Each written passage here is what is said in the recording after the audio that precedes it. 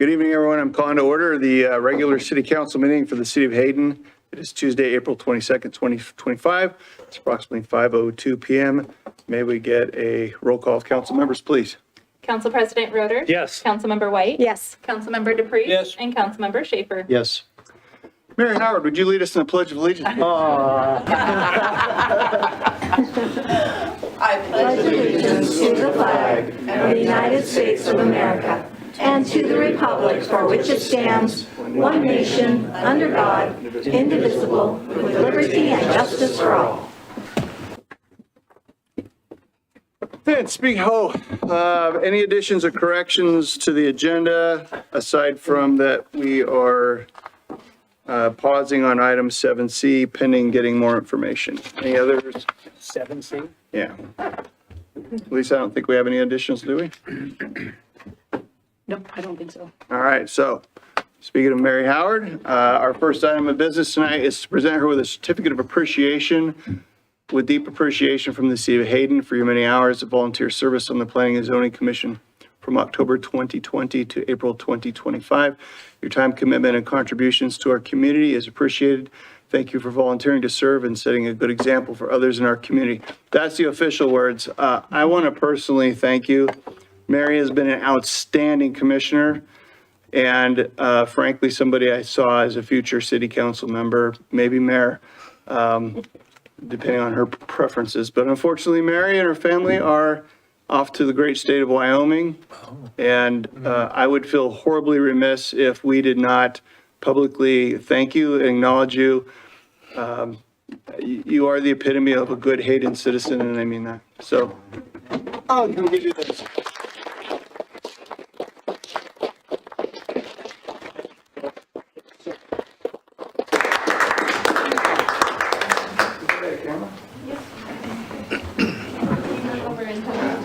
Just steal a little bit.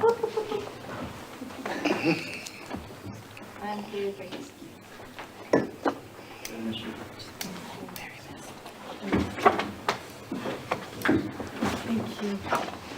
Thank you, Mary. Thank you for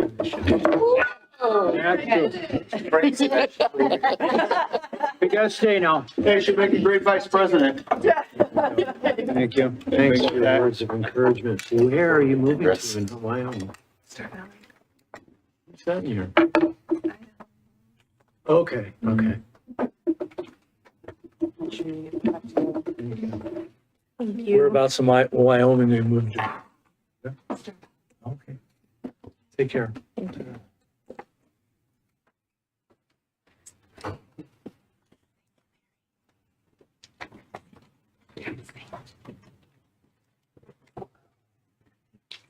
Okay, our next item on the agenda is a proclamation of Idaho Gives Week.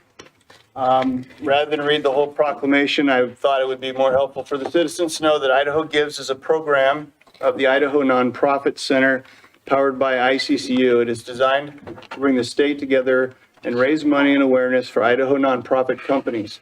Donations are being accepted from April 28th to May 1st, and everyone can find out more information on the idahogives.org website.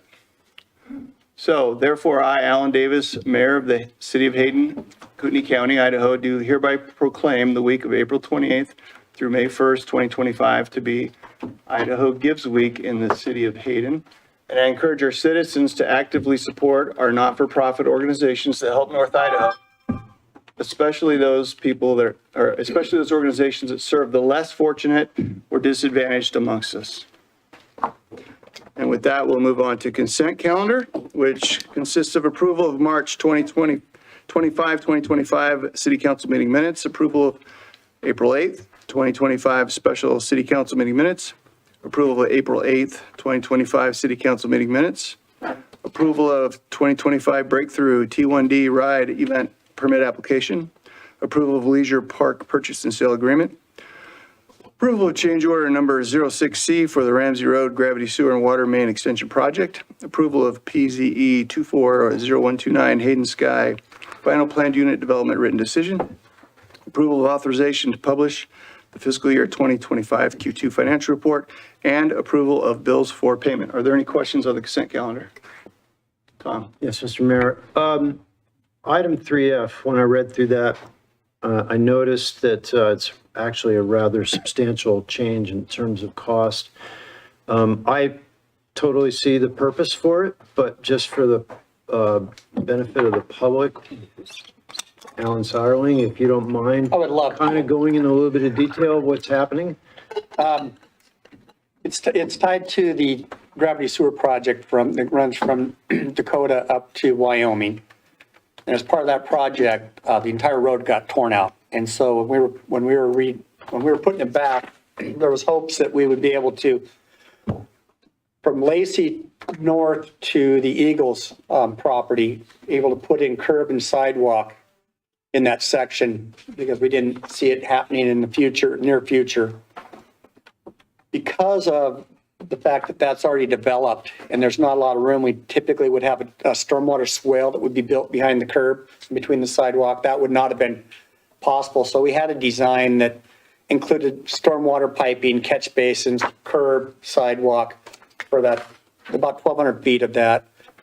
And at the time the project was awarded, and a large swale that was on the airport property, which we hadn't acquired. So at the time that was awarded, we weren't able to fund that work. And so we took it out. When we took that out, it left a hole in the stormwater issues. And that was that now that is going to create a problem for ponding at the intersection of Lacey and Ramsey. So we took out about just under $200,000 of work and we need to put in some stormwater improvements to take care of the stormwater that would have been addressed with that work. And so we'll be putting in some dry wells and some catch basins and trapping it just right there in the intersection instead of bringing it all down all the way from the Eagles and piping it there and then piping it to a swale on the airport property. So it's the fix to what we were hoping to do that we didn't do on the project. That amounts to about $28,000. Correct. Okay. Thanks, that's all I have, Mr. Mayor. Okay, any other questions on the consent?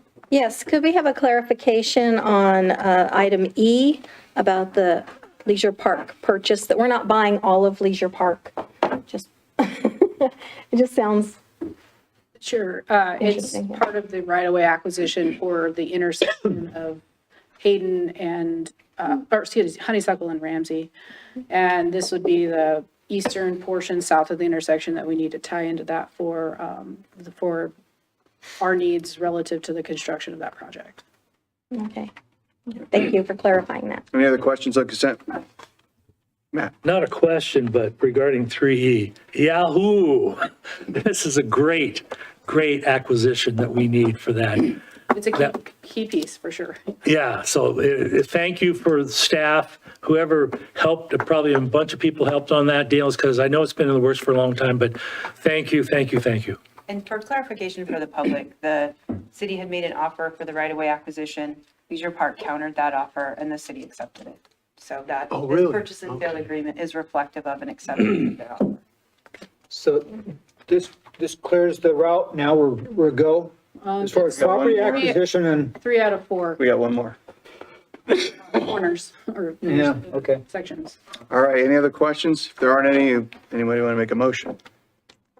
A motion that we approve the consent calendar as stated 3A through 3I. Second. Okay, there's a motion and a second. Is there any questions or a comment on the motion? Can we get a roll call vote, please? Councilmember Schaefer? Yes. Councilmember DePriest? Yeah. Councilmember White? Yes. Council President Roder? Yes. Okay, moving on to visitor public comment. I'm noting that we have none. Is there anyone in the audience that's here to give public comment tonight? Okay, I'll take your silence as a no, Mayor. We shall move on to commission reports. Tonight we've got John Spencer giving us a report on the Public Safety Commission. Welcome, John. Hey, how you doing, guys?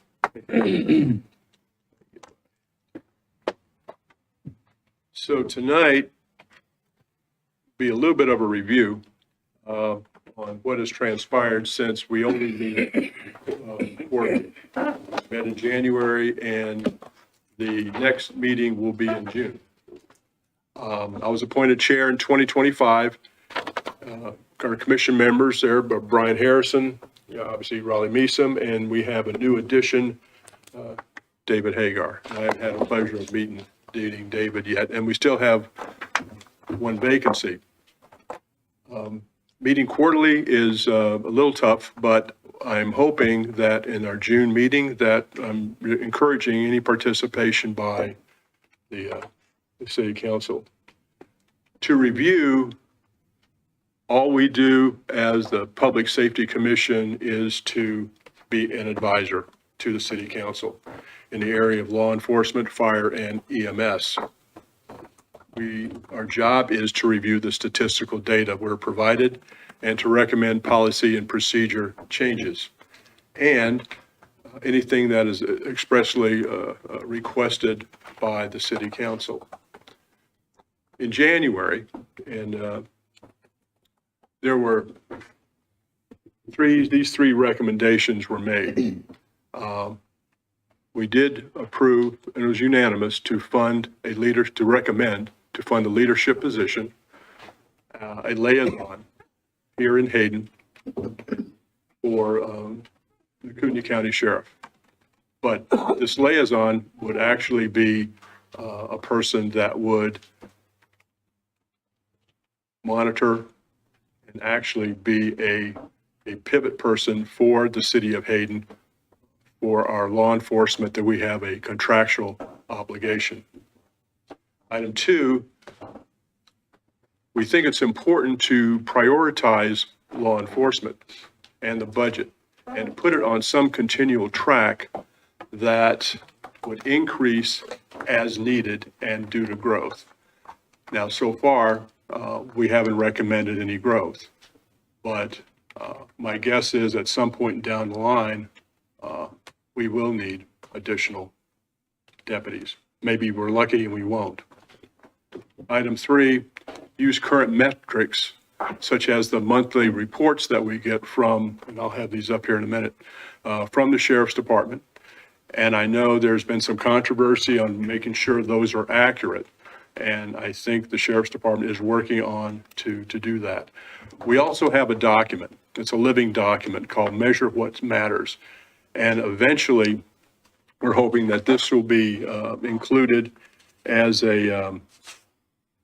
as more of a formal document or maybe even an ordinance for the city of Hayden.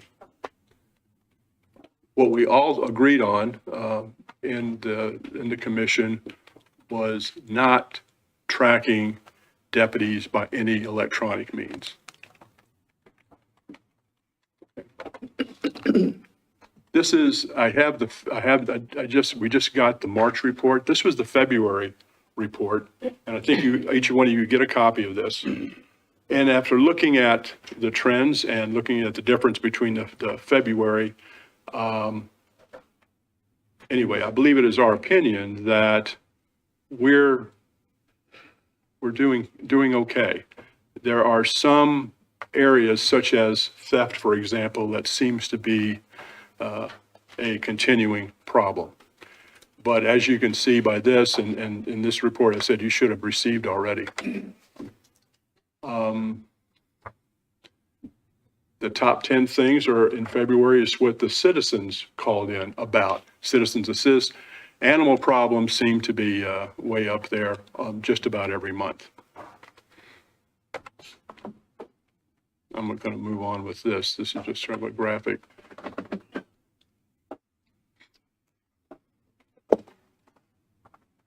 Somehow it looks like my, let's see, March one got left off, this one. So, but the trend seems to be the same. As the Public Safety Commission, we do support, and it was recommended last month that we gauge public satisfaction, and we believe that some sort of survey and public outreach may not be a bad idea. We like to see what the citizens of Hayden believe that is most important.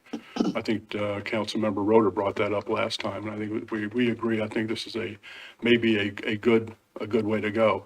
And we do have events here in Hayden that maybe the commission should set up a tent or do something like that to engage more with the public.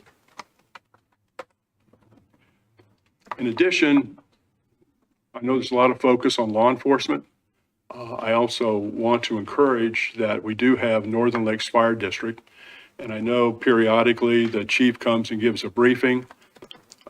What we're trying to do is have a link, and I've talked to Pat Riley about this, and he is working on getting, I'll show you the exact report, getting this particular report so we can hot link it, so when the citizens go to the public safety, they can see the report from the sheriff department, as well as see a nice summary of information from Northern Lakes. Most everything that coming out of Station 1, which is the one up here on Hayden, is pretty much 100% in the city of Hayden. So we think that these particular reports are good, and it keeps the citizenry informed. One thing I'd like to say here is your continuing engagement with us, the commission, is really important. When we have these quarterly discussions, I'm hoping that when you can, to show up, get on the agenda so we can have an open discussion and we really can understand your concerns. And that's all I have. Any questions for John? Yeah, I have. So when you speak about some kind of citizen survey, can you elaborate on a little bit on what you're expecting in terms of feedback, or don't have any?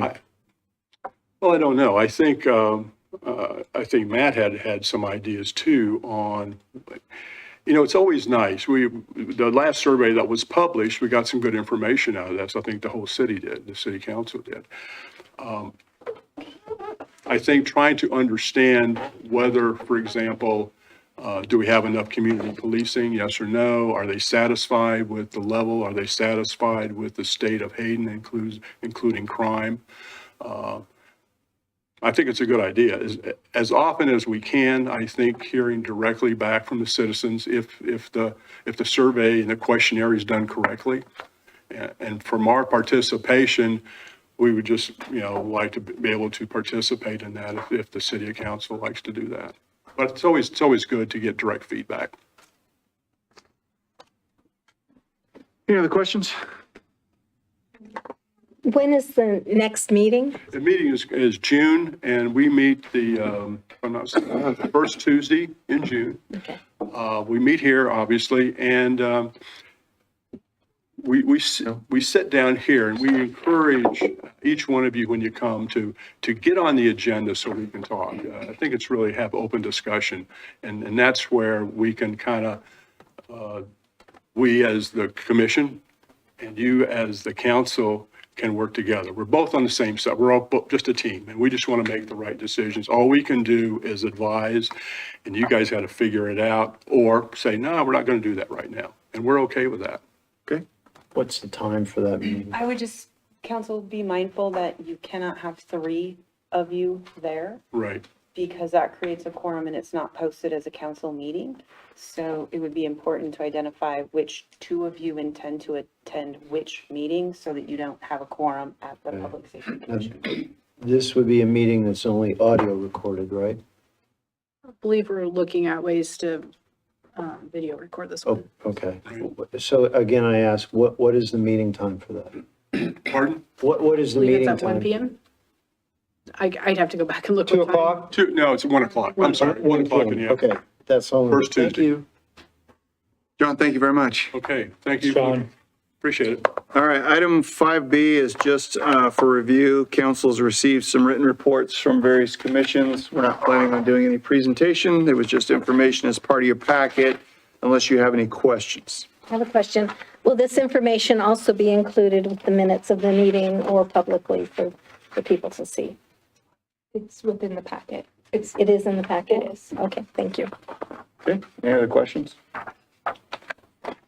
Okay, we'll move on to 6, unfinished business. The first item is an action item, is to authorize the mayor to sign purchase and sale agreement with Kootenai County to acquire 4.318 acre and 3.2 acre parcels for the city city's public works facility. This issue was discussed at previous city council meetings, and so this is simply the permission item to complete the sale, correct? Correct, and just so council's aware, there were a couple of typos in that contract, in that draft that was presented to you, those have been corrected. So there's a reference to right-of-way acquisition that's been removed as well. We used a template for right-of-way acquisition to try to make it work for this, so we didn't catch all those. It's been corrected as of now. And there is a suggested motion at the bottom of the memo, should you wish to motion so. Mr. Mayor, if you'd allow me a moment to inform council about some updates that I did have with representatives of the commission, staff that work for the Board of County Commissioners, and they did indicate a willingness to work with the city on completing the acquisition of the land, so paying for it upon the sale of our 5-acre Dakota Street property. So while there's time references in there, they're willing to, because I had to come up with some reasonable time frame, they are willing to work with us on that, or for us to conduct the sale of that and then in turn use that money to help offset the cost. I believe in layman's terms, we call that a contingent sale, right? Sure. Okay. I don't think it's contingent. I think we're going to sell it. So. Yes, of course. Contingent upon our sale. Any questions? Anybody want to make a motion? If there are no questions. Not hearing any. Yeah, I'd make the motion to authorize the mayor to sign the purchase and sale agreement with Kootenai County to acquire a 4.318 and 3.2 acre parcel of land in the amount of $2,098,993. Second. There's a motion and a second. Any discussion on the motion? May we get a roll call vote, please? Councilmember White, Yes. Councilmember Schaefer, Yes. Councilmember DePreez, Yes. Council President Roder. Yes. And with that, we streak over to new business. The first thing we have is Amy Manning is here tonight to do our IIIA Trust Annual Report, which is the city's medical and dental provider. Mayor, council, I appreciate it. Oh my Let's hand goodness. those down.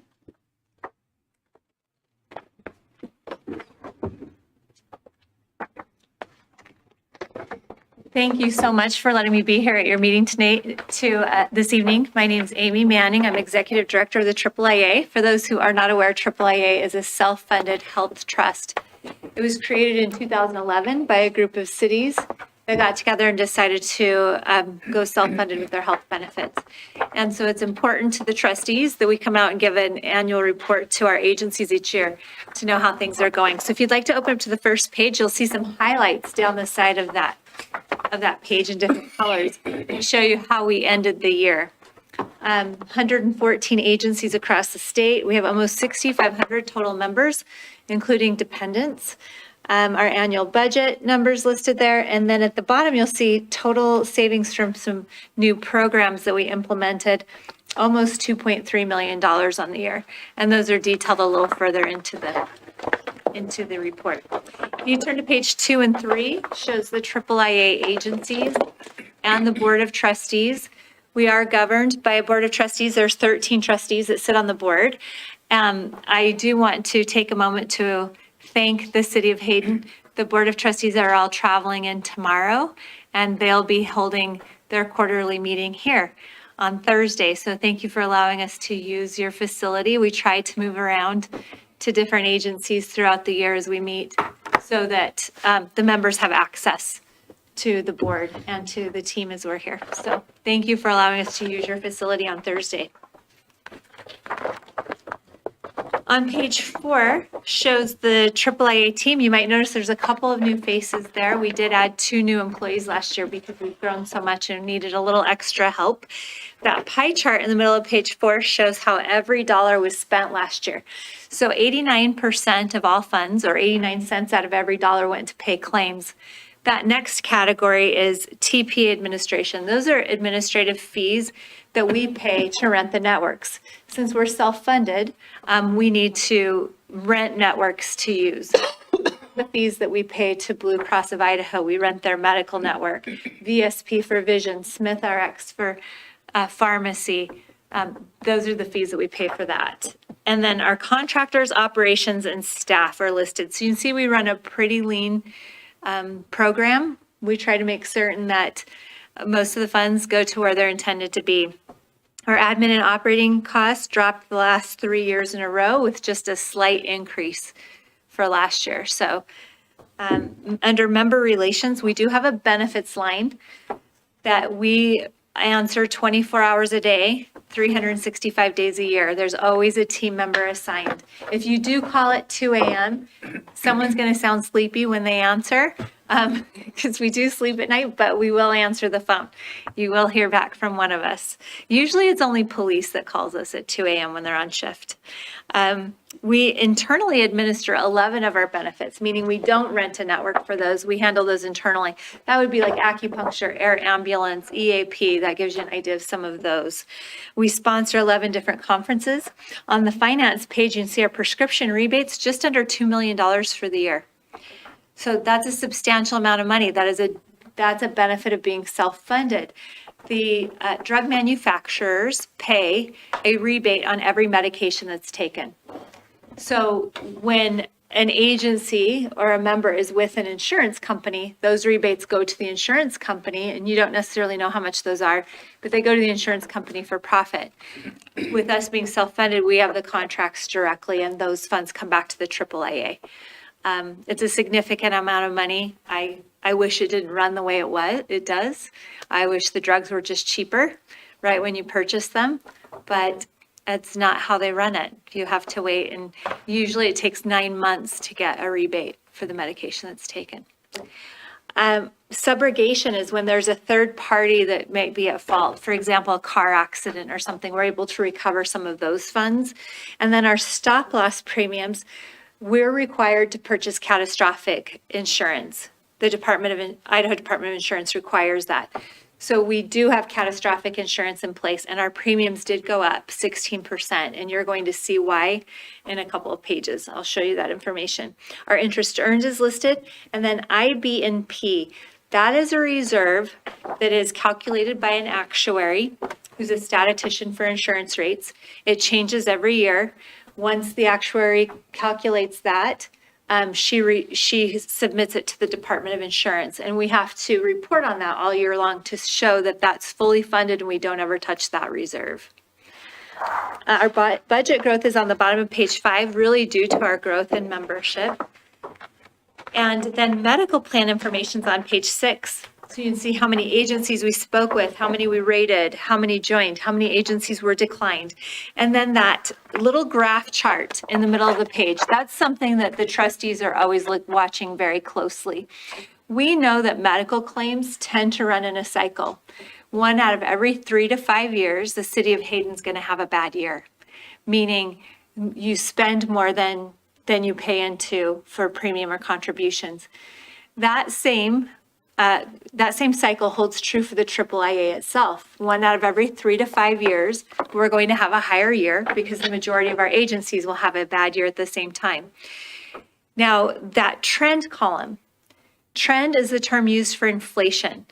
So the inflation rate for medical and drug claims, and this is Idaho specific, in the state of Idaho, ranges between 6 and 7.5% every year.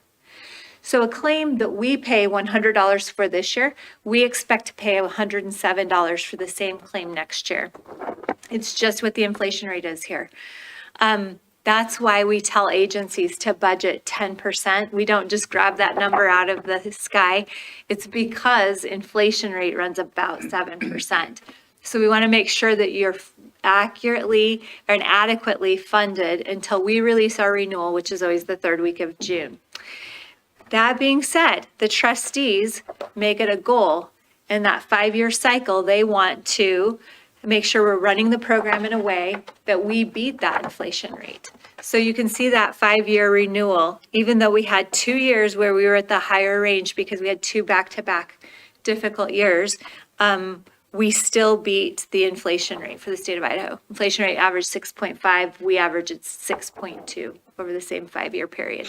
So the trust is performing well. Page 7 shows the high claimants and stop loss.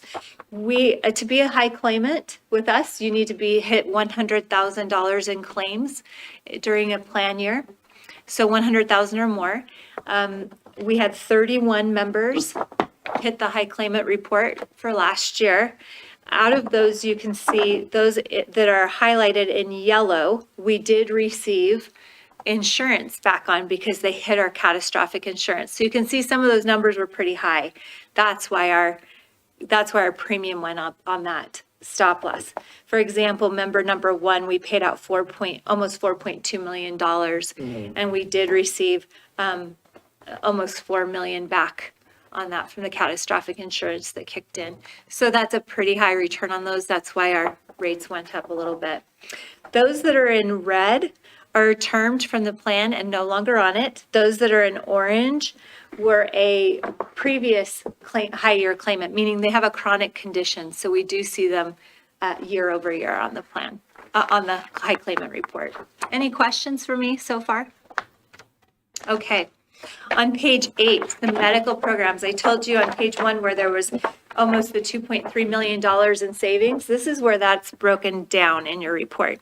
So we have a maternity program, medication infusion program, telehealth, digital at-home physical therapy, and an RX patient assistance copay program. So telehealth, I don't know if anyone's used telehealth, but I do think it's one of the best programs that we offer in the AAIA. It's important to the board. We have a lot of rural areas in the trust, and we want to make certain that our members have access to medical care 24 hours a day if that's needed. So we have a telehealth program. Our 2 providers are on page 9. That's Velma Seabolt and Dustin Reno. We contract with them. They run the telehealth line. They had 4,185 calls come in last year. If those members had gone to an urgent care rather than calling telehealth, we would have spent an additional $305,000 in claims above our contracted rate with them. So financially, it's a good move for the trust to have that available. And really, it's the right thing for all the members to have that access to care. They can order tests, they can order, prescribe medications, and really can take care of members through that process. On the wellness screenings, just putting a plug in for wellness screenings again, it's really important that we have high participation in that because of the things that we find. We send, again, Dustin and Velma out on site with their teams to every agency each year to do wellness screenings. To give you an example, last year we had 138 elevated lipid panels. If we can catch those and members maybe are not aware that they have high cholesterol or high blood pressure, things like that, really easy to control with medication. If we can catch those and get members to be compliant with their medication, that is so important to their long-term health. It's critical to their long-term health and vitality to have those things treated, and really inexpensive. We can treat those things with $20 a month for medications. If they go untreated and a member suffers a stroke or a heart attack, first of all, what it means to them personally and their change in quality of life and care and recovery, and what it means for the agency, having people out. And then for the trust, it's about a $100,000 claim. So we want members to be aware of their health. We want to help them be proactive about that. So we find lots of important things, and we really want members and their covered spouses to be in, and we cover those screenings for you. So we want to make sure we have high participation in those. We always seem to find some type 2 diabetes during those that people are not aware of, and we can get those treated. We started doing skin checks a couple of years ago along with that. Last year found 2 stage 1 melanomas and caught 15 additional skin cancers in the screenings. So those are important. Just putting a plug in, again, make sure you can participate in those. Dental and vision information are on the next 2 pages. Those are set up just like the medical page, so you can scan those pretty easily and see how those plans are doing. And then on page 12 is the mental health plan. In 2020, we launched our own mental health program, and it just passed medical as being the largest benefit that we administer in the trust last year. We have some large agencies that are signing up to be part of the mental health program only. So it is our largest program at this point. We had members use 2,794 EAP visits. That's free counseling sessions. And again, that's a family benefit. So if I were working for the city of Hayden and I'm on the plan, but my spouse and my children were not on the plan, my spouse and children are still covered under the mental health program. They still have access to those EAP visits, and they still have access to some of the wellness things that we have available. So just as a reminder on that. We do have a first responder helpline. About 35% of the AAIA are first responders. So we have our own helpline that goes to Dr. Stephen Odom, who is a psychologist, and his senior team members. That's a 24-hour helpline just for AAIA first responders and their families. We went on site and did 7 critical incident debriefs. So as a reminder, if you have a critical incident that occurs at the city, we want to be one of your first calls. We will get a clinician and team out to help with that. It's part of the program that you have available to you. We had 30 members go into inpatient for behavioral health last year. 11 were employees, 3 were spouses, and 16 were children.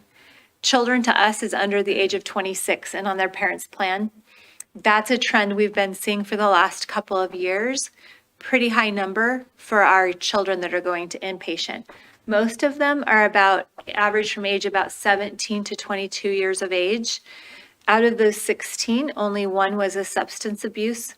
The others were all suicidal ideation, anxiety, depression to a level where they needed to have inpatient treatment and care. So I'm really happy to say that we have a robust program available for that, and we can get them get their help and care for them and their families right away. Then on the last page, just looking forward, we've budgeted another reduction in some of our third-party fees this year. We've just renegotiated some of our contracts.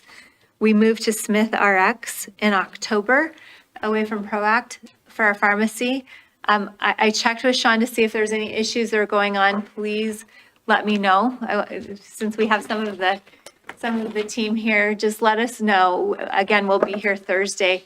If there's any issues going on, we want to make sure that you're taken care of.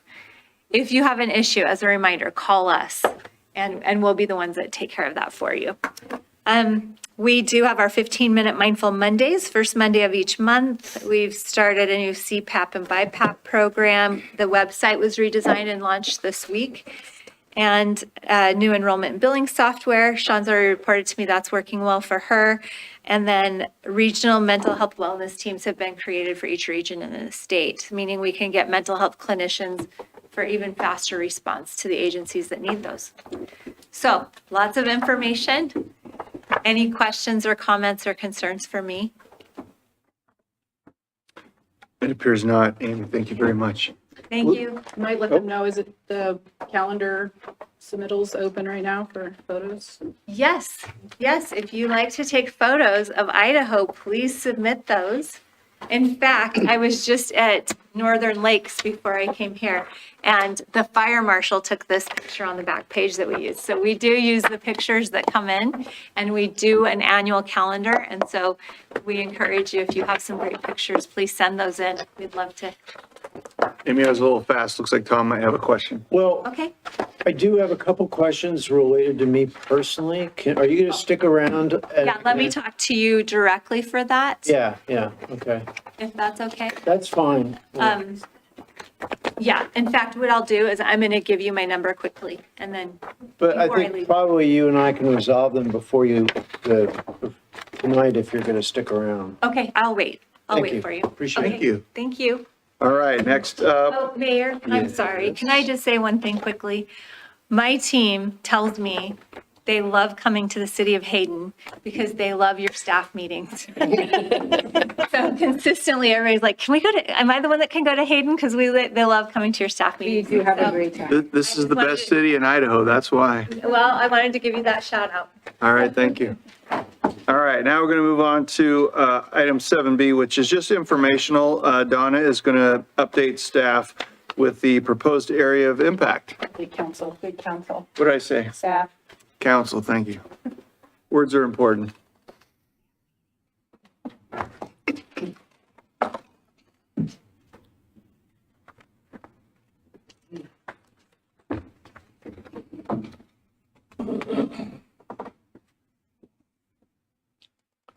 Sorry. A few things.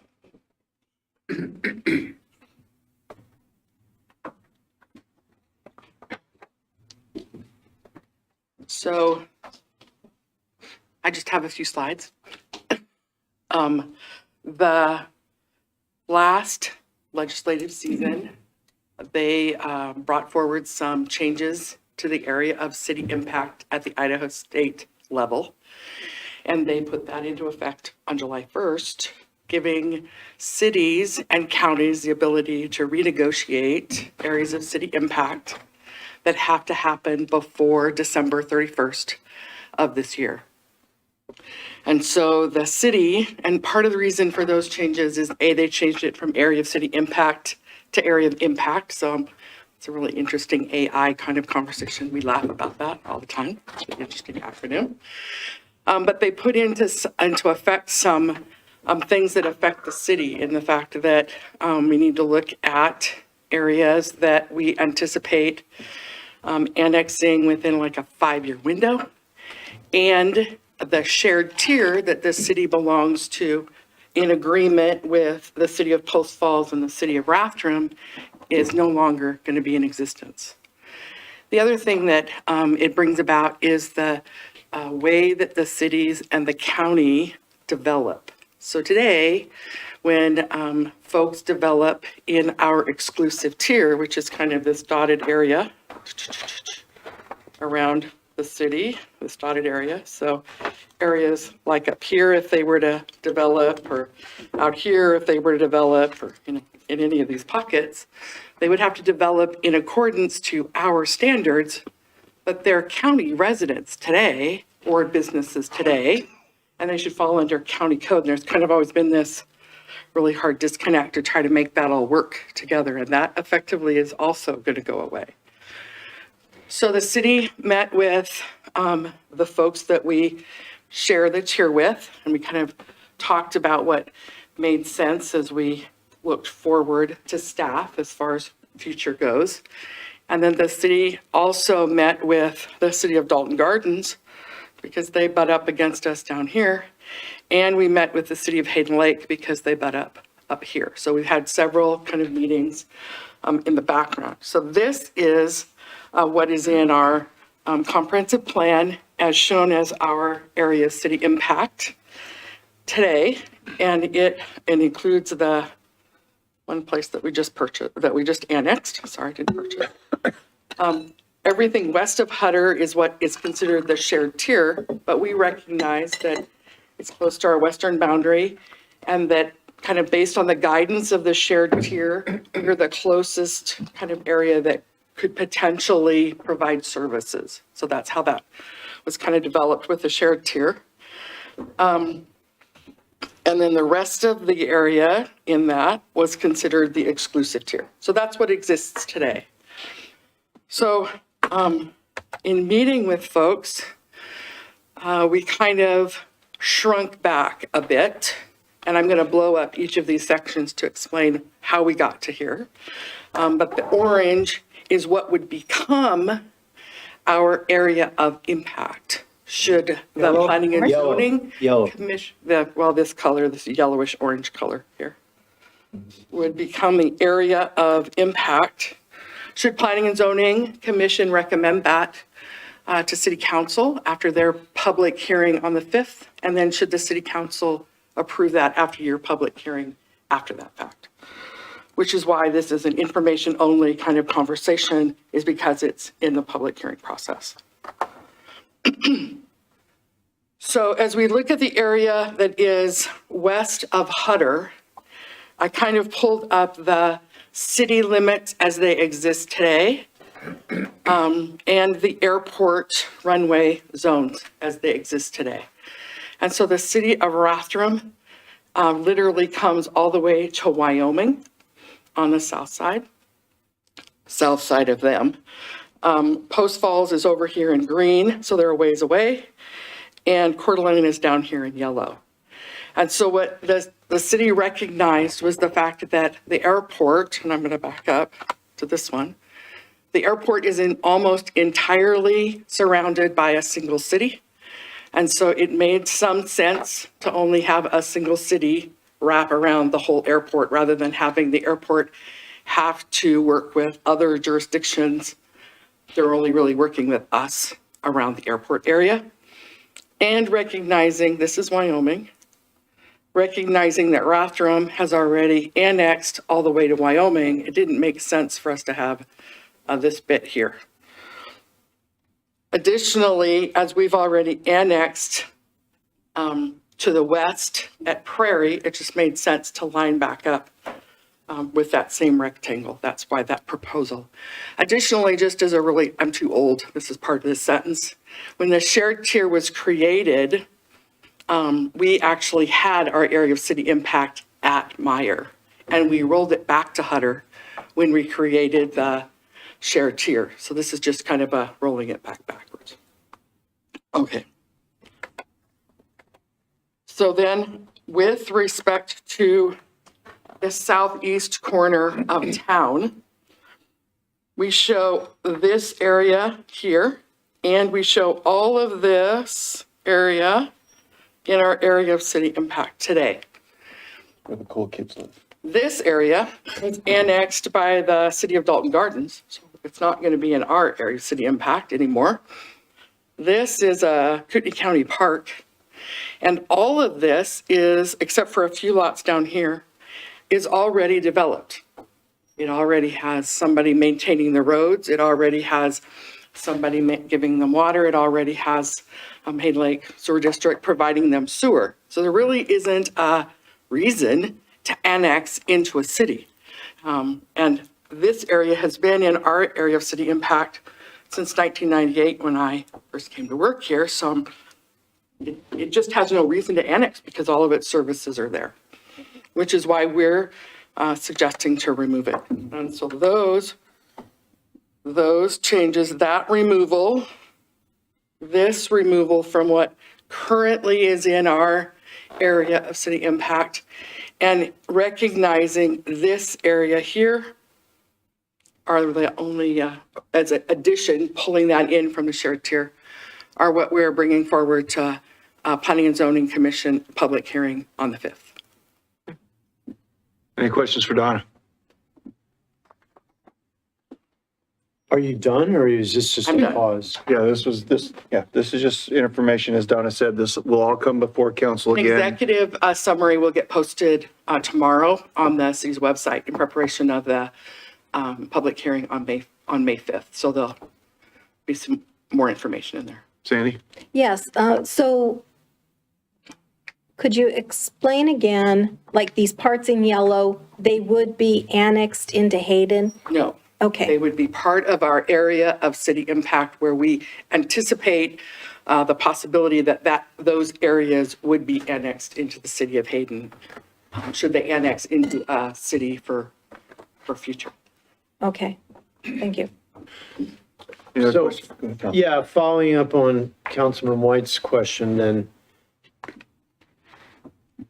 if I'm somebody who lives up on Diamond Bar Road, which I happen to have friends that live there, and they have a house on acreage with a barn and all that stuff, what would I tell them about the potential that they'd be annexed into the city? What are the conditions that cause the city of Hayden to annex? So first of all, nobody up on Diamond Bar can get annexed until they get a piece of property that is already in the city that is adjacent to them. You can't annex somebody up here that doesn't have any land to them. So right now, the city boundaries Has to be are on contiguous. Lancaster. Okay. So you'd have to get the property north Wait a of minute, you guys are all Lancaster. talking at me, I'm trying to Sorry. hear her. You'd have to get the property north of Lancaster annexed before they would even be able to think about annexing. Okay, so what are the, then let's just talk about some piece of property that is currently in the county on the northern side of Lancaster. So- What are the conditions that cause that to be annexed? They would request it. Okay, so somebody potentially might buy up a big swath of land and want to put it in a subdivision, they would come before We come council. before council and request an annexation. The council would then make a determination, yes, they'd consider it, or no, they wouldn't. Okay, And should the council give direction that, yes, they would, they'd go forth and do studies and come back with an application and work through the process. I think it's important to understand that simultaneous with the area of impact statute changing, the annexation statute also changed. It's unfortunate that one of the elements in the area of impact statute to consider uses the term annexation because it's created confusion across the counties and the cities as we've worked through this process, that somehow this area of impact is implicating future annexation. It is not. The annexation statute was revised at the same time to almost eliminate the city's ability to do a forced annexation as was provided for in the previous statute. And now the annexation statute says if the city were to even entertain the idea of annexing without the owner requesting it first, it requires 2/3 of the owners within that area to consent before it could even come before council or proceed. In addition to that, the statute on annexation eliminated, which was previously the largest source of litigation, what was considered implied consent. So it was a robust revision to not just the area of impact, but also the annexation statute for the fears that you would be hearing from the public now. So to the extent you guys can hear this presentation tonight and sort of be ambassadors in the community with regards to what is happening right now and what is not, annexation is not at issue. Area of impact is the only thing at issue right now, and we're required by code to go through this exercise and to identify and approve our new area of impact that doesn't overlap with any other cities, and then to have that approved by the county by December 31st, 2025, as Donna indicated. This new area of impact statute also puts the control, if you will, over the area of impact with the counties and not with the cities any longer, which is what used to happen. Yeah, I think Donna, if you know, there, and I think has been explained, there's a great fear, misunderstanding, whatever you want to call it. The city has the ability to force, we want your property. Do you even have a guess or know of any time Hayden has ever forcibly annexed anybody? In your 28 years here, however? So in my 28 years, there hasn't been any. Right. Yeah. I think it's good for anybody out there who's, So that's how you ended up with this, like this hole here, for example. yeah. When this got annexed, all of these property owners of that time were asked if they wanted to annex concurrent with this annexation and annexed out here. And those properties, the reason they're not in the city is because they didn't want to be annexed at the time. But I think it really needs to be effectively communicated that no one's going to be forcibly annexed. You hear that out there, and through whatever means or methods, it has to really be well communicated that this isn't about forcibly annexing anybody. Okay. Nope. Sandy, you got more? Yes, I have just a few questions about when an area of impact is changed, does that affect the person's home values or their taxes or anything like that? Or their property rights? Okay. Just for public If knowledge. anything, it clears up property rights. Yeah. Matt? Yeah, could you go back to the map that shows the orange area of impact? And you talked about Hayden View, which is, Up here. yeah, it was not included in the orange because they had all their services mostly developed except for a few lots. So I see the justification for that. Let's talk about Emerald Estates. I see that it's in the orange. It's fully developed. It has all the roads. The county is servicing it. However, it's on septic system. So there isn't a service taking care of the sewer. So is that why it's orange? Is just for that reason? Okay, thank you. And also, it's fully surrounded by the city limits. So that is like a pocket, and they're receiving services related to transportation because they're using all of our roads when they get out of it as well. Thank you. Those are called enclaves when they're fully surrounded by city limits, and there's opportunities for annexation for enclaves that exist separate from parcels that are just contiguous to your boundary. And so it's prudent to identify those in your area of impact.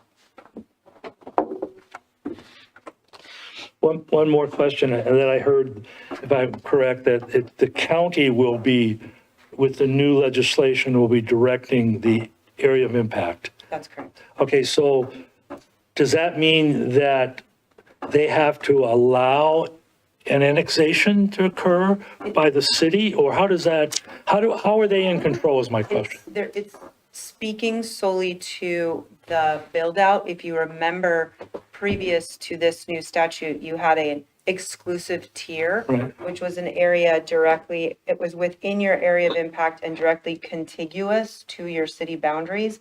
And in that exclusive tier, when a property was building out, the county would send notice to the city, and the city had the right to require that development to be consistent with city code. Oh, okay. We're losing our ability to control the build out outside of our city boundaries, and there's no longer an exclusive tier.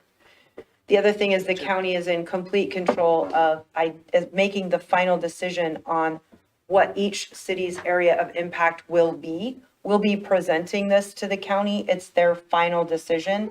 If they modify the area of impact that we propose to them, we have a limited ability for judicial review. It really has moved all of the control back to the county for the area of impact. So. Thank you. Thank you, Donna. Thanks for that explanation. That was great. All right, we are moving on to item 7D, Law Enforcement Fiscal Year 2026 Contract Methodology Change. Donna, can you open that slide that's in the lower right? This one? I believe, is that one? That's not it? No, Sorry. hover down over the presentations icon. Oh, it's already open? One on the right. Thank you.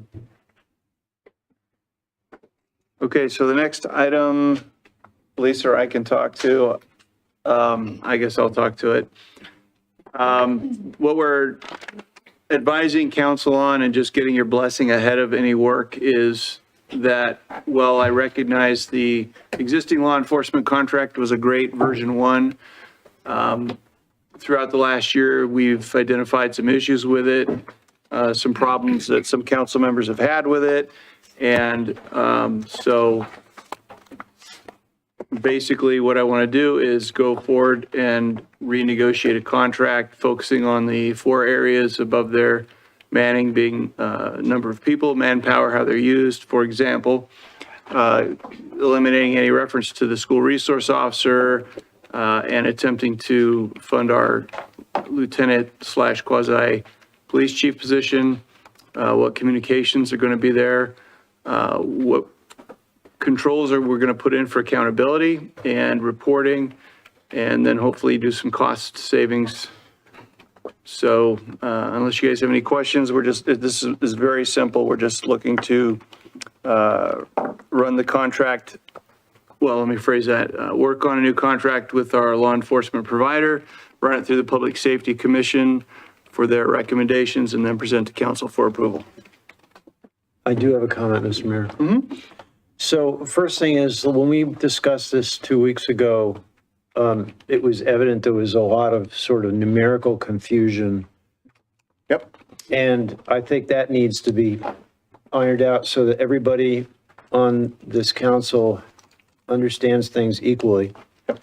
Second thing is, and I'll hearken back to our AIC regional meeting this morning about a shared vision. And I think there's a big disconnect among the 4 members here about what is our vision for law enforcement. And yet the director of the commission was saying that we should be planning for some kind of incremental increase in budgeting for law enforcement. I don't know how we can go there until we all 4 of us and you come up with a shared vision of what we're trying to accomplish. And I'm just stating that, for me, that's a big question mark. I don't have a solution to offer at this point. I think council will be pleased with the improvements. Lisa and I have been brainstorming how to present a contract that is more palatable to council and irons out some of the wrinkles. Okay, well, I'll refrain something that I've said before. I don't want to be the last one to know about it. Very last. Yeah. That's, Yes, sir. if I may, what kind of dollar amount are you gonna be negotiating for the 26-25 budget? And is it more than the current budget?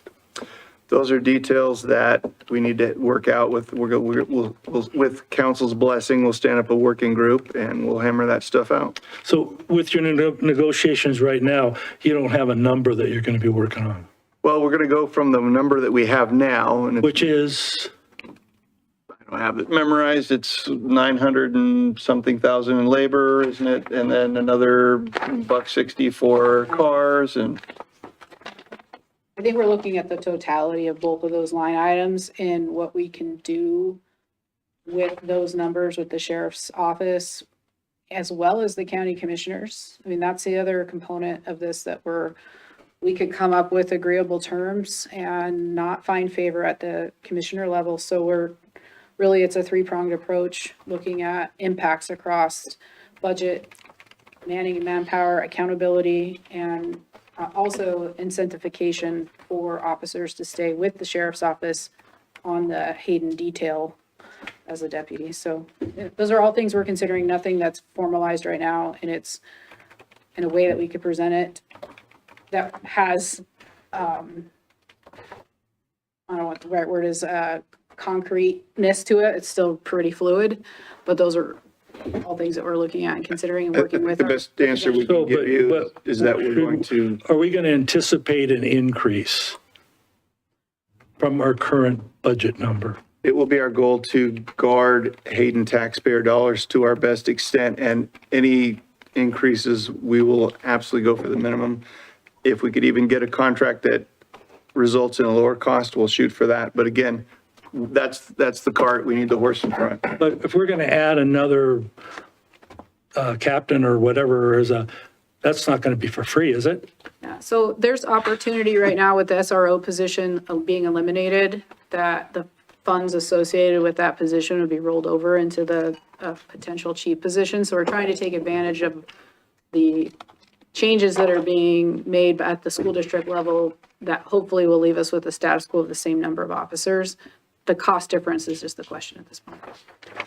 So I'm gonna anticipate an increase is what we'll end up with. We're hopeful that if you anticipate an increase and we can come in under that expectation, that you'll be. I'd be tickled pink. And that's where this survey, as John had mentioned, which I appreciate what you do, John, as the chairman of the commission, is that it's important to know what, we're asking what we think. Well, we're representing the people. I think it's even more important that we know what the people want as far as what level of service. And I think that's why I brought up the issue of the survey, because it kind of goes along with trying to develop a contract. What do the people want? What do they want to pay for? Sure, and all of those things aside, we're working with the sheriff's office, who is a great partner with the city. We have a great working relationship with the command level staff as well as the frontline deputies. But outside of their control is who controls their budget, and those are elements that we can't anticipate right now what they're going to be asking for. So our hope is to get some direction from council, some feedback, to take that into the discussions, and then ultimately be in front of the Board of County Commissioners with a conversation that emanates from these conversations. One last question, please. In the past, I think we had Fonda review all of our contracts with the sheriff's office, In the past, yes. and then you'll probably do the same with this one. It'll not just be me, it'll also have to go to county legal counsel, their civil counsel as well. But you'll be reviewing in our behalf, Yes. representing us. Okay, thank you. Any other questions, Ed? Yeah, and this might be simplifying it a little too much, but I mean, I think we have to come up with a number that we want to spend, can spend, afford to spend, whatever, through the information we may gather.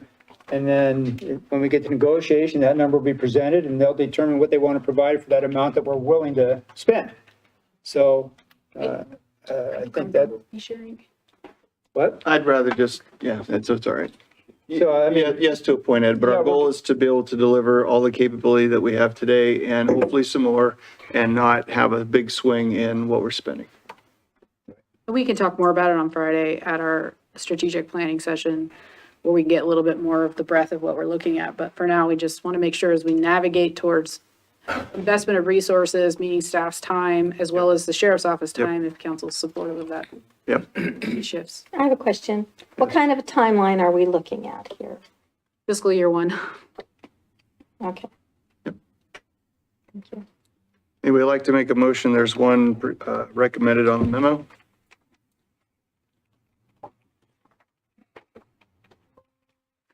Okay, I'll try this one since it's written out for me. I move to approve the mayor to engage with the Kootenai County Sheriff to negotiate a draft contract for the city council approval. I'll second. Motion is second. Any questions on the motion? May we get a roll call vote, please? Council President Roder, Yes. Councilmember White. Yes. Councilmember DePreez. Yep. Councilmember Schaefer. Yes. Okay, we're going to move on to reports. First one is city administrator report and calendar review. Sure.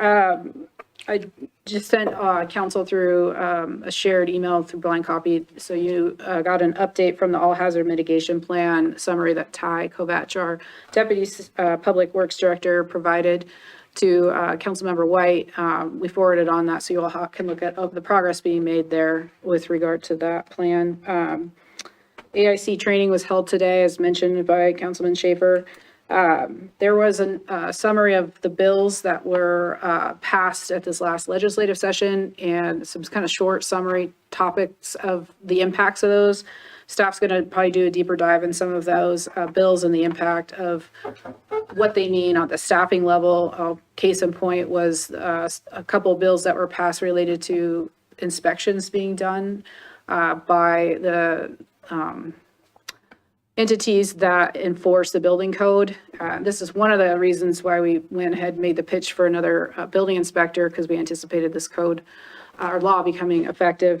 So we'll be sharing the results of some of that work at future dates. And then just reminding council that we have our strategic planning session for the fiscal year 26 budget starting on Friday. And the mayor and I have been working hard to try to get kind of the points of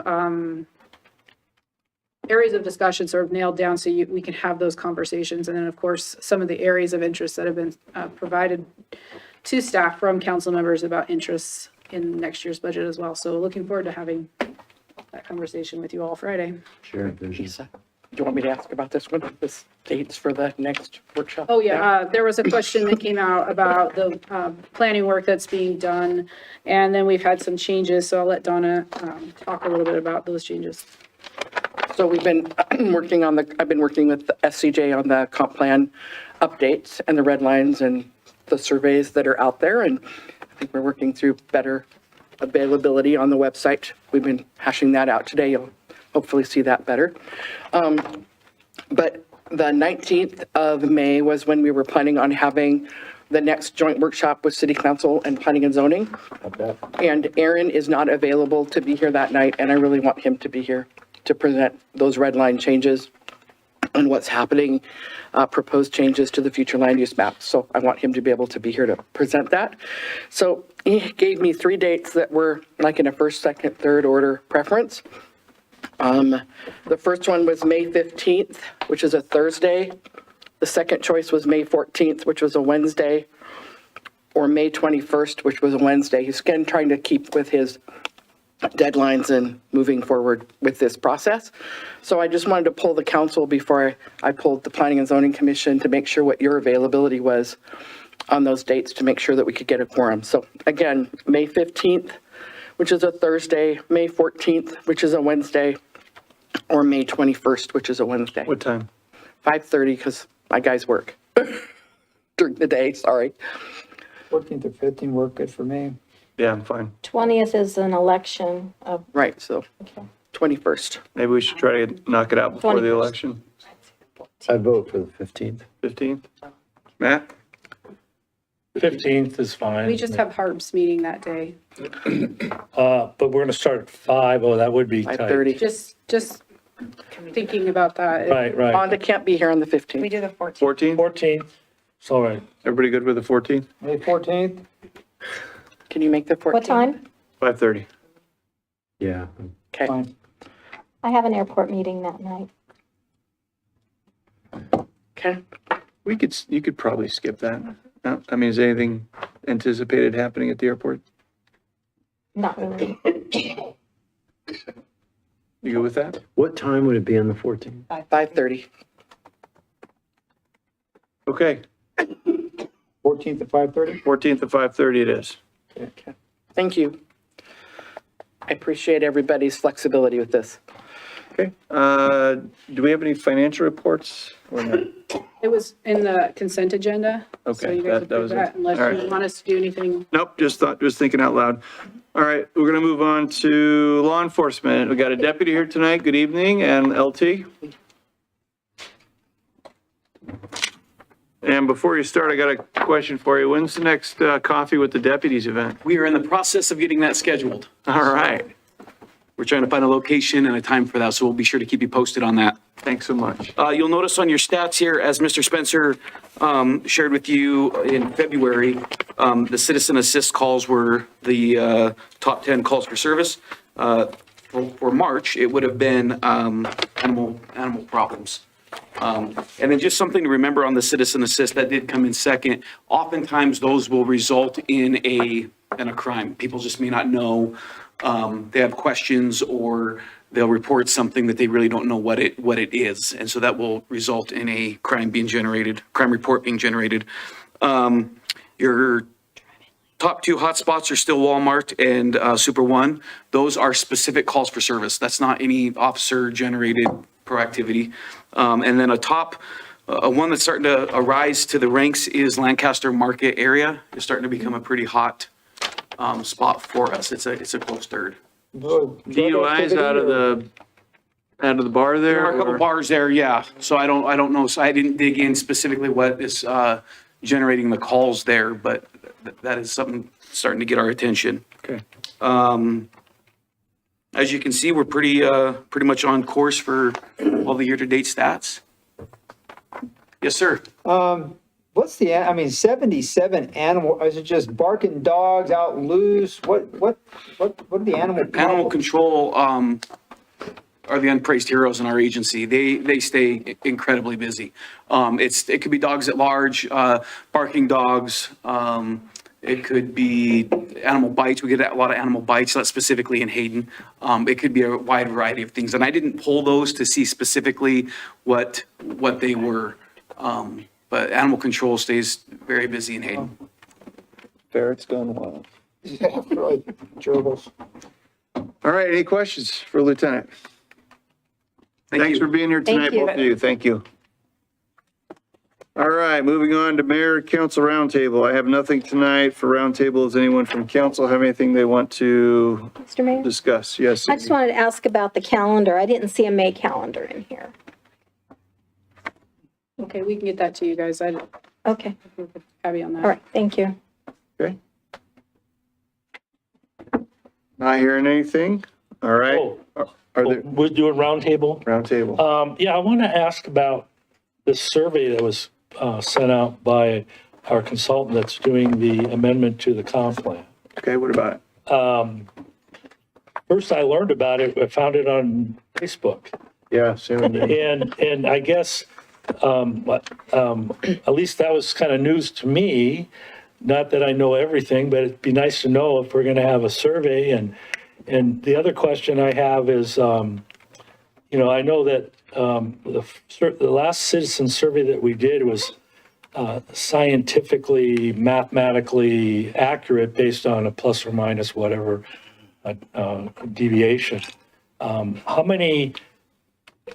are people being notified by this survey? Because you want a broad approach as possible to get input from people. And if it's, I didn't know about it, then. Well, I do think it was discussed, maybe not loud enough, and it could be that, just in the busyness of getting things done, we took some things for granted, but I know it was discussed. Can I jump in here? Please, Donna. So in the contract and presentation by SCJ Alliance, we had talked about the fact that it's very important all the way through a comp plan amendment process to keep the public well informed. And so we recognize the fact that we'd done the survey originally and that kind of predicated the vision and the goals and the policies. We'd had an open house with planning and zoning and the public on the goals and the policies, but we still had work to do in the comp plan, so we still wanted the availability for the public to be aware. So when we brought forward the SCJ contract, we talked about the parts and pieces in the contract, and a piece of that was that through this last kind of leg of the process, that we would make available to the public all the parts and pieces to get us through to the end. So we had the first workshop, and at the first workshop, we said that we talked a little bit about the fact that we were going to put some information out on our website. And this website will be kind of a fluid moving target throughout until the end of May, basically. And so this first little bit was just questions that were provided by the consultant in order to really vet that they were still on the right track as they're working through those red line changes in the context of the comp plan. Going with the other surveys, all the previous work, still on the right track. And so there's signs. We did the same kind of outreach for this kind of list of questions that we did when we did Hayden Canyon Park. We had really good results from that. And so we've got flyers up with QR codes. We've got it posted all over the website. Abby's working on getting it out on our Facebook posts as well. We've had members of the public that have come in and talked about it. We've already got responses in from a variety of people. When this survey ends and the red lines come in, staff will look at the red lines. We'll send the red lines out to council. We'll also post those out on that website. So the questions will come down, the red lines will go up, and the public will be able to comment on those red lines that they see in those chapter changes. We'll bring those comments to City Council, as well as the survey results of the questions that are coming from the survey. Those will all come forward to you as part of this workshop. So you'll see what everybody has said all the way through at the workshop to get ready for the workshop on the 14th right now. Then we'll talk about those red line changes during that workshop. We'll talk about the possible changes to the future land use map. Then we'll put the future land use map changes up, and anything that comes out of that workshop that may tweak those, that'll all get put up on the website. And the public will be able to participate in some questions, answers, comments, participate in that process all the way up to the end of May, and then the first week of June, the consultant will finish with the proposed amendments to the comprehensive plan. And that's how the public will be participating in this whole process. Then we'll notice for the first public hearing, they'll still be able to come to the podium, they'll still be able to participate in the public hearing process in person at the public hearing. And then they'll also be able to participate in person at the public hearing in front of City Council. And that was all talked about in the contract with SCJ. So I apologize if it got missed somewhere. Good, Tom. So a little feedback. I heard you say that it's posted all over the city website. It isn't. So I just went to the city website, and it's not till I scroll down almost to the bottom, I see 2040 comprehensive plan update. So then I click on that. I'm going to turn that It takes me piece to over a link there. that, what? I'm going to turn that piece over So to today, there. I've had emails with Michael and Donna and Lisa, and we're working on making it more towards the top. I would suggest that you put the QR code and a hot link right at the top, so it's the Yeah, first we're thing. a little limited with the tool. So Michael explored one of the options with the content management system We're not going to use the word, I think it's alert or alarm, but there's a function we've never used before, and we're looking into integrating that so it's on the top. Okay, cool. And that was as a result of Sandy sending an email, so we're working on it. It is important to note that all the places that it's on the website today is the same places that the surveys have been, surveys or questionnaires, whatever, for various other projects.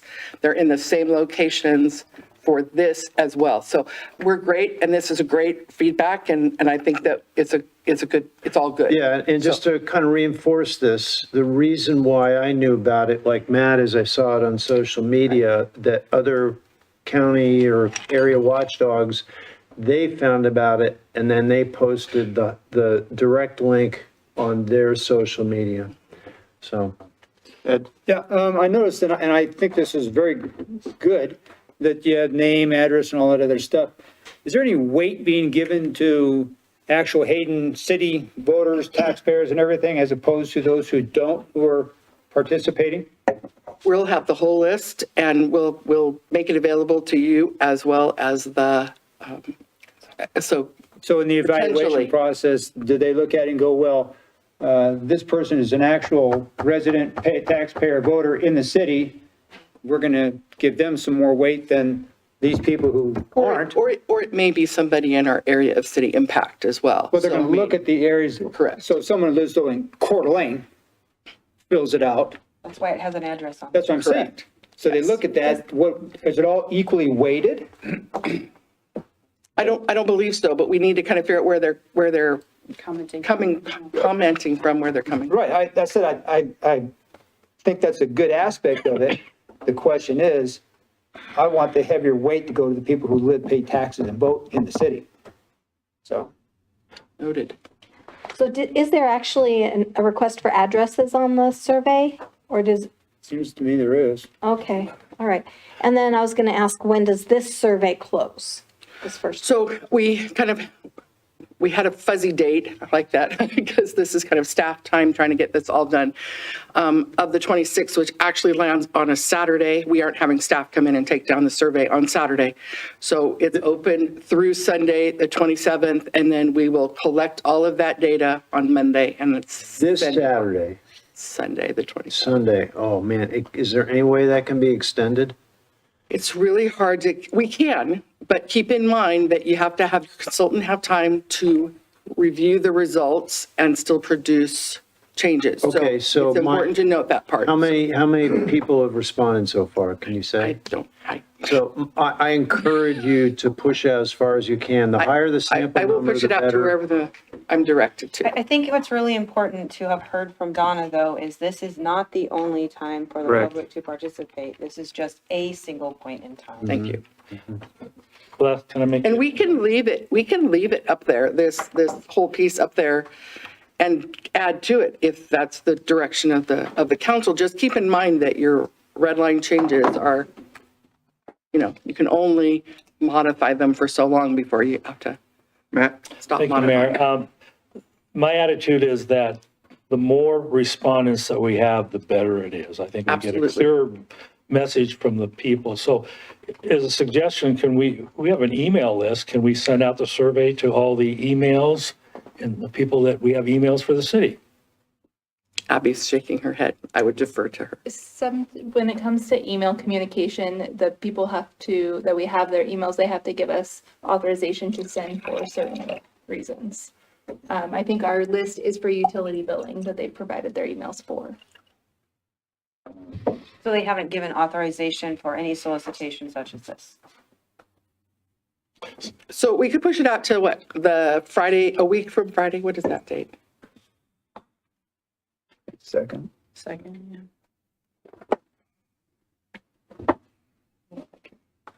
So we wanted red lines back from the consultant by May 1st. So if he's going to have time to review them and add these comments into those red lines, we're giving them 72 hours basically to review these and include those in this version of red lines. So if you're all right with pushing his red lines to us until closer to whatever, I don't have a calendar in front of me. Until the 5th, we'll say that Monday, then we could push this until the 1st or the 30th or I whatever. highly recommend it. Okay. I really do. I have another question. If someone is having difficulty with the online or computer aspect, could they come in here and fill out a hard copy? They could. Okay, so they would just come to the front desk and ask to take the Yep. survey? Okay, Come upstairs. thank you. Okay. All right, moving on. Is there any requests for future agenda items? Ed? Yeah, thank you. And it just kind of came up with Mary, and the like, and that situation. I understand that we are allowed to have, again, it gets back to live, vote, and pay taxes in the city. And I guess we are permitted to have at least one on the Planning and Zoning Commission, a member who does not actually live in the city type of thing.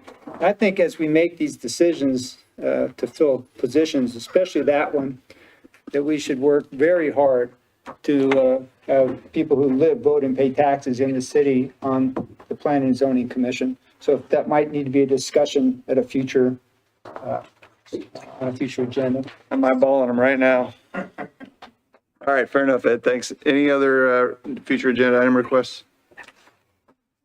All right, take a motion to adjourn. Mr. Mayor, I motion that we adjourn for the night. Drive home safely, everyone. Cool.